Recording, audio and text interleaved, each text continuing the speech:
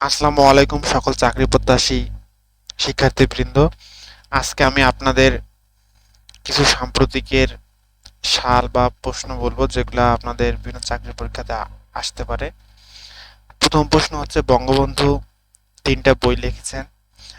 তিনটা বইয়ের বিভিন্ন বিভিন্ন সময়ের মধ্যে লিখেছেন, যেমন অসমাপ্ত আত্মজীবনী 1939 থেকে 1955 সালের মধ্যকার ঘটনা, এরকম প্রশ্ন আসে যে অসমাপ্ত জীবনীর রচনাকাল বা সময়কাল বা ঘটনাকাল কত থেকে কত সাল পর্যন্ত আছে, এরকম পরীক্ষা আসে। ঠিক এরকম প্রশ্ন আমি কিছু এখন বলবো। অসমাপ্ত আত্মজীবনী 1939 থেকে 1955 সাল পর্যন্ত আছে। কারাগারে রোজ নামচাতে 1966 থেকে 1968 সালের ঘটনা। আমার দেখা নয়া চীন 1952 সালের।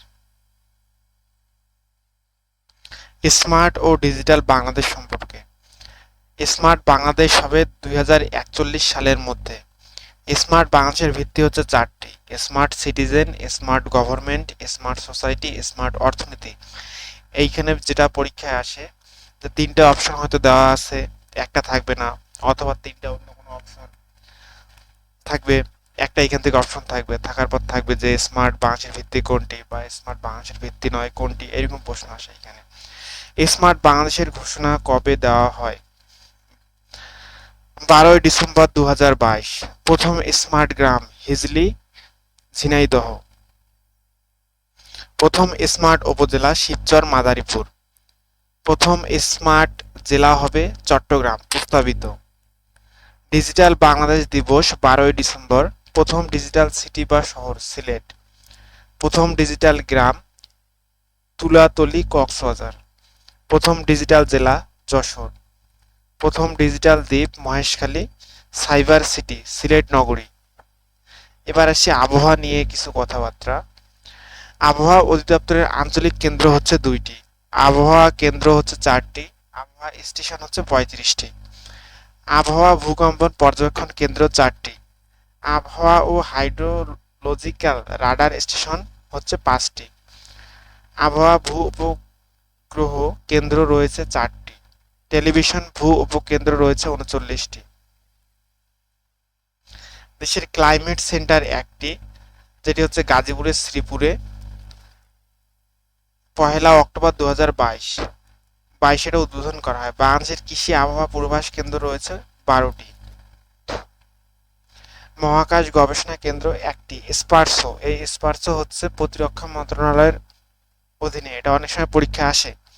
আবার বলতেছে আবহাওয়া নিয়ে কিছু কথাবার্তা। আবহাওয়া অধিদপ্তরের আঞ্চলিক কেন্দ্র দুইটি, আবহাওয়া কেন্দ্র হচ্ছে চারটি, আবহাওয়া স্টেশন 35টি, আবহাওয়া ভূকম্পন পর্যবেক্ষণ কেন্দ্র চারটি, আবহাওয়া ও হাইড্রোলজিক্যাল রাডার স্টেশন হচ্ছে 5টি, আবহাওয়া ভূ উপগ্রহ কেন্দ্র রয়েছে চারটি, টেলিভিশন উপকেন্দ্র 19টি। দেশের ক্লাইমেট সেন্টার হচ্ছে একটি, সেটা গাজীপুরের শ্রীপুরে। বাংলাদেশের কৃষি আবহাওয়া পূর্বাভাস কেন্দ্র 12টি, মহাকাশ গবেষণা কেন্দ্র একটি, স্পারসো। সীমান্তবর্তী জেলা। বাংলাদেশের সাথে ভারতের আছে 5টি রাজ্যের সীমানা, সেগুলো হচ্ছে আসাম, মিজোরাম, ত্রিপুরা, মেঘালয় ও পশ্চিমবঙ্গ। আর ভারতের সাথে বাংলাদেশের আছে 30টি জেলা। বাংলাদেশের সাথে মিয়ানমারের আছে 2টি রাজ্যের, একটা হচ্ছে রাখাইন আর একটা হচ্ছে শান। মিয়ানমারের সাথে বাংলাদেশের আছে 2টি জেলার, মিয়ানমারের সাথে বাংলাদেশের আছে 3টি জেলার।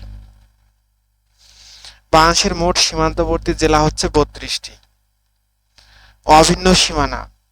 একমাত্র রাঙামাটি জেলার সাথেই বাংলাদেশ ও মিয়ানমারের যৌথ সীমানা আছে। এটা অনেক সময় পরীক্ষা আসে যে কোন জেলার সাথে মায়ানমার ও ভারতের যৌথ সীমানা আছে, এক্ষেত্রে উত্তর হবে রাঙামাটি।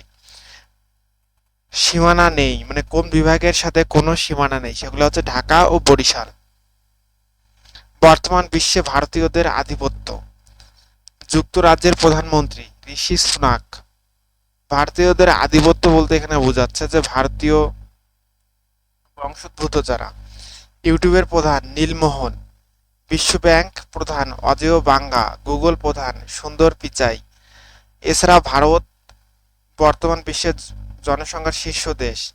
এবং বিশ্বের পঞ্চম অর্থনীতির দেশ। বিশ্বের একমাত্র গোয়েন্দা জোট হচ্ছে ফাইভ আইস। বিশ্বের একমাত্র গোয়েন্দা জোট হচ্ছে ফাইভ আইস। এই গোয়েন্দা জোটের দেশগুলো হচ্ছে মার্কিন যুক্তরাষ্ট্র, যুক্তরাজ্য, কানাডা, নিউজিল্যান্ড ও অস্ট্রেলিয়া। এরা যাত্রা শুরু করে 1956 সালে। বিশ্বের একমাত্র গোয়েন্দা জোট হচ্ছে ফাইভ আইস।